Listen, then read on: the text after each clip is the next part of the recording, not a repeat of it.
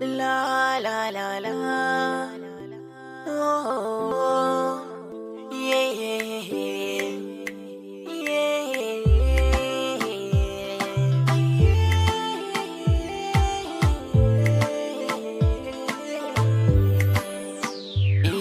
Dani Dake a soyayya mun dace,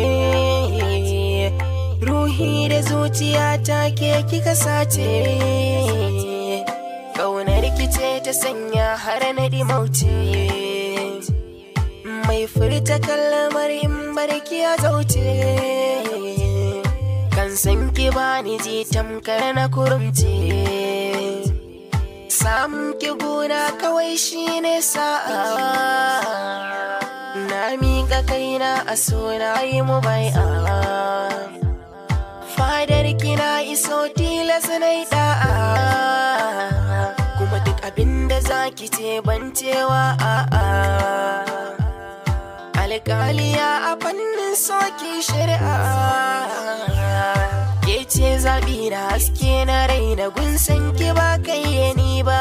Na yi anniyar na kare haƙinki ba zan taɓa cutar da ke ba. Dan na yaba da kyawun halinki ba zan so mu farrake ba. Zan yi rayuwa da ke mutuwa idan ta zo ba ma rabe ba.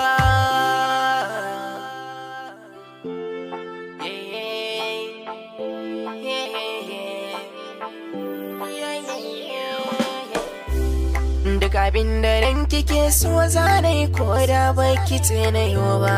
Ba mai saka ni ba mai hana ni in ba ke kaɗai ba. Zan yi adani na soyayya ta ki har abadan ba zan yarba. Kuma na haji na amince kan san kina kudirce, ni ba da rance. Duba duniya da faɗi cikin masoyanki babu tamkar ne. Ban yo faɗi ba dan ayyaba ni sai dan kawai ki dube ni. Duk da an kiran da majanun na san ki zancen gaba ya dame ni.